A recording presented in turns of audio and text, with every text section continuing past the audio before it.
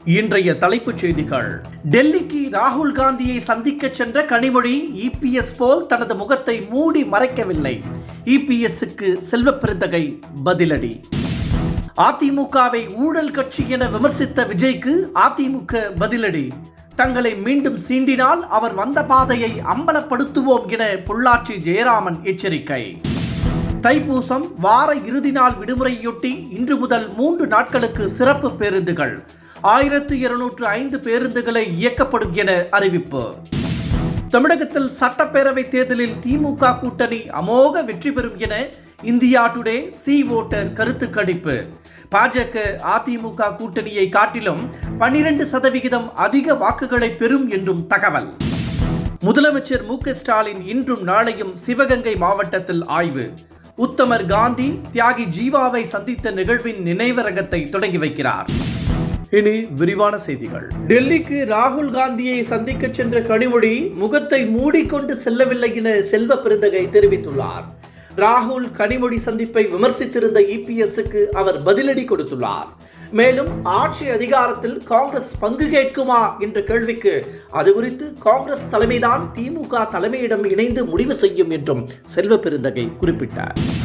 திமுக கடைசியாக காங்கிரசிடம் கெஞ்சும் நிலைமைக்கு தள்ளப்பட்டு விட்டதாக இபிஎஸ் கடுமையாக விமர்சித்துள்ளார். ராகுல் காந்தி கனிமொழி சந்திப்பை அவர் சுட்டிக்காட்டி இவ்வாறு தெரிவித்துள்ளார். டெல்லியின் அடிமை அதிமுக அல்ல திமுக தான் என்றும் காங்கிரசிடம் கெஞ்சும் நிலைமைக்கு திமுக வந்துவிட்டதாகவும் அவர் சாடியுள்ளார்.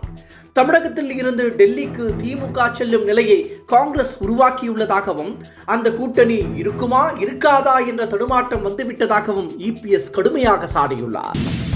டெல்லியில் ராகுல் காந்தியை கனிமொழி சந்தித்ததை தொடர்ந்து திமுக காங்கிரஸ் பேச்சுவார்த்தை முடிவுக்கு வரும் என எதிர்பார்க்கப்பட்டது.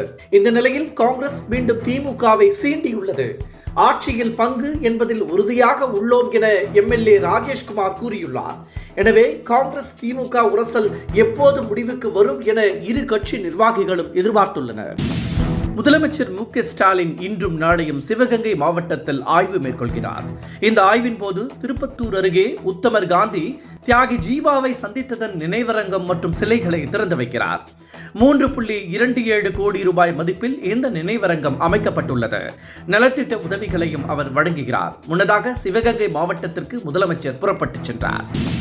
தமிழக சட்டப்பேரவையில் திமுக தலைமையிலான கூட்டணி அமோக வெற்றி பெறும் என சி ஓட்டர்ஸ் இந்தியா டுடே கருத்து கணிப்பில் தெரிவிக்கப்பட்டுள்ளது.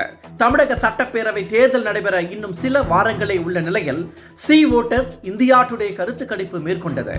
இதில் திமுக கூட்டணி 45% வரை வாக்குகளை பெற்று அமோக வெற்றி பெறும் என தெரிவிக்கப்பட்டுள்ளது.